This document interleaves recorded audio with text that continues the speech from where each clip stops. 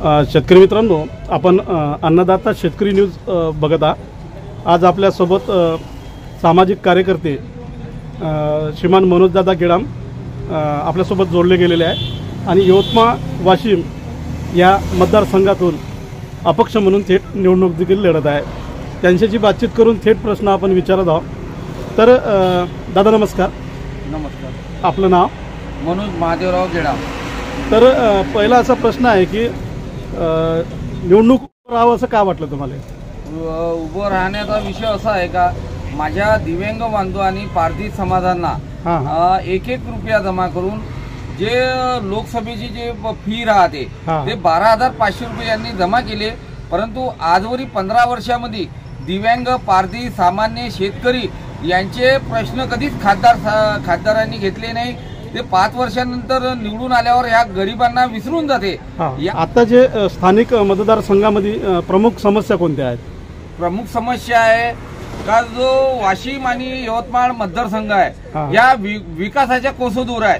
या राजकीय नेत्यांनी फक्त आपलेच घर भरले। मी आता ज्या दिवसापासून फॉर्म भरला त्या दिवसापासून प्रचार करत आहोत, एकाही जागी अशा सुविधा नाही आहे। कोलामकोड आहे, पारधी पेढा आहे, दिव्यांग बांधव आहे व काही जागी तर पाणी प्यायला नाही आहे। हे फक्त त्यांना हात जोडून मत मागायला जाते, परंतु त्यानंतर त्यांना 5 वर्षानंतर हे ढुकूनही पाहत नाही। हे असं गलिच्छपणाचं राजकारण आहे। आणि मला लोकांनी 1 रुपया 2 रुपये करून 12,500 रुपये जमा करून दिले। त्यांना मी खरं उतरान सामाजिक कार्यकर्ता। मी जे 15 वर्षामध्ये गोर गरिबांसाठी जे काम केलं आहे त्यासाठी मला किती लोक पसंत करते यासाठी फॉर्म भरलाय। दिव्यांग बांधवांनी माझ्यासाठी 1 रुपया जमा करून मला फॉर्म भरायला लावला। कोण का कुठे ना कुठे त्यांना होणारा जो अडचण आहे, कोण का खासदार आल्यावरही यांच्या कोणत्या समस्या सुटत नाही। दिव्यांगांना 275 रुपयामध्ये उपास मारण्याची वेळ आहे। कित्येक वेळा मी प्रशासनाला हात जोडून आंदोलन विनंती केली, कोण का आम्हाला 5,000 रुपये मानधन द्या का, तर पुरेसे नाही आहे। ते अशा अनेक समस्यावर मी आंदोलन केले आहे आणि त्या आंदोलन मी अनेक लोकांना यश मिळवून दिले। रात्री वसंतराव शासकीय रुग्णाला सेवा दिल्या आणि अनेक सुविधापासून पाणी पाजलं। कोरोनाच्या काळामध्ये अनेक लोकांना मदत केली। तेच मला त्यांचाच एक पाठिंबा मिळणार आहे आणि एवढ्या बहुमताने मी विजय होणारा। कोण का यवतमाळ जिल्ह्यामध्ये 57,773 दिव्यांग आहे, पारधी पेढे आहे, जे झोपडपट्टी आहे, ज्या झोपडपट्ट्यामध्ये मी पाणी सर्व मूलभूत सुविधा पोहोचून दिल्या आहे। त्यामुळे मी 100% खरे ठरणार आहो आणि माझ्या संग गोरगरीब लोक आहे। कोण का हे जे गलिच्छपणाचं जे राजकारण होत आहे, हे जे लढाई आहे म्हणते 2 गटामध्ये, हे एकामेकातच लढाई आहे यांची। पण कुठे ना कुठे आम्ही गरीब लोक आम्हाला साथ देणार। कोण का मी ज्या ठिकाणी गावात चाललो आहे त्या ठिकाणी मध्ये हे राजकीय नेत्यांना आम्ही संधी देत नाही। तुम्ही एक गरीब आदिवासी समाजाचे गरीब उमेदवार आहे, जे 2 व्हीलरनं आम्ही प्रचार करतो। आमचे दिव्यांग बांधव 3 चाकी सायकलनं प्रचार, आमच्याजवळ पैसाच नाही आहे। आता जे आमच्या पदरी पडणार आहे, ज्यांचे कामं केले आहे, आम्ही त्यांच्याच भरोश्यावर आहोत आणि आमचा जे प्रचार आहे आमचा कंटिन्यू चालू आहे आणि आम्ही 100% विजय होणार। तर तुम्ही किती वर्ष झाले दिव्यांगासोबत काम करताय? मला 15 वर्षे झाले दिव्यांग बांधवासंघ। त्यांच्या दवाखान्यापासून तर त्यांच्या योजनावरही मी आजवरी त्यांना खरं उतरलो आहे। 100% माझ्या ते पाठीशी नाही। तर जे आता स्थानिक खासदार होते किंवा मग जे सरकार आहे यांनी दिव्यांगाचे प्रश्न सोडवले नाही असं का वाटतं तुम्हाला? किती त्यांनी सोडवलेच नाही ना। काऊन का आजची जी परिस्थिती आहे दिव्यांगाची शारीरिक कष्ट काम होत नाही। त्यांचे जे उदरनिर्वाह आहे त्यांना जो योजना शासनाकडून राबवल्या जाते। आता एवढं मोठं दिव्यांग मंडळ खोलण्यात आलं मुंबईला, पण ते कागदावरच आहे। कोण का दिव्यांगावरही योजना पोहोचतच नाही। तर सरकार म्हणते की आम्ही दिव्यांगासाठी भरपूर काम केलेलं आहे, भरपूर योजना आणलेल्या आहे। गेल्या 10 वर्षामध्ये आम्ही दिव्यांगासाठी घरकुल असो, विविध योजना असो आणल्या असं सरकारचं म्हणणं आहे। तर त्याविषयी तुमचं काय म्हणणं आहे? या विषय असं आहे का, मी हर घरी दिव्यांग बांधवाच्या मी घरी गेलो आहे आणि ते माझ्या पाठीशी नाही। कोणाला घर दिलं ते या सरकारने दाखवा। हे सरकारने खोटं बोलण्याचं त्यांचं आश्वासन आणि चॉकलेट देण्याचे काम आहे।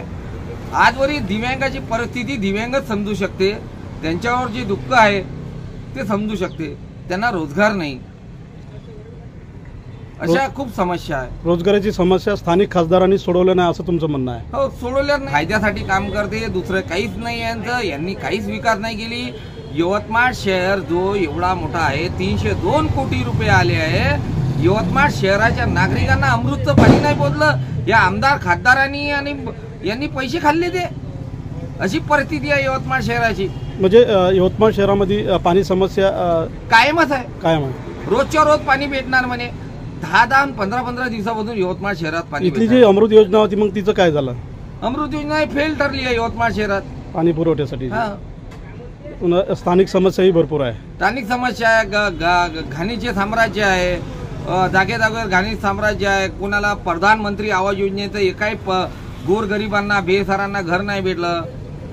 21 ते 42 लोकांचा प्रस्तावित आहे. गेल्या 15 वर्षापासून आंदोलन करतो का गरीबाला घर द्या. प्रधानमंत्री म्हणते का भाई और बहनों सबको 2022 तक घर दूंगा. अभी 2024 मिल गया है. अद्याप त्याला घर नाही भेटले.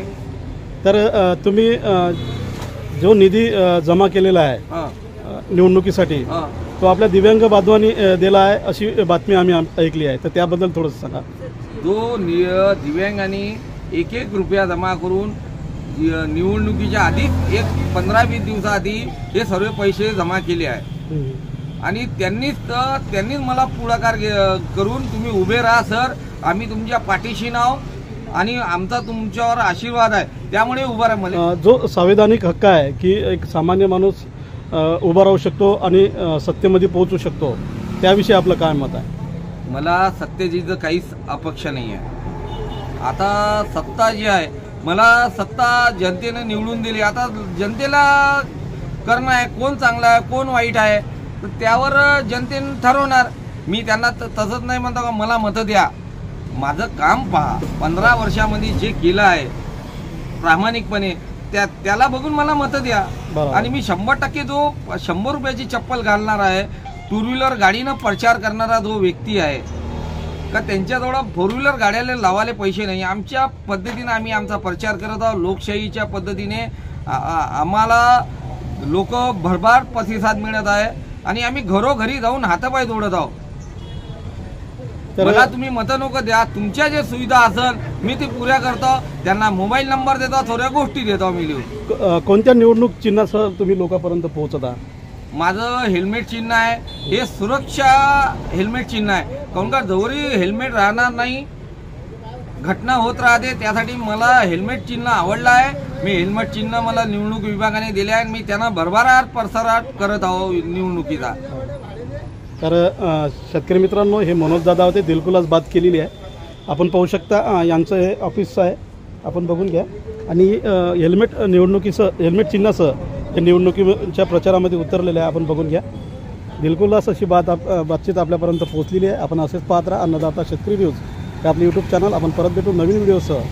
तोपर्यंत नमस्कार.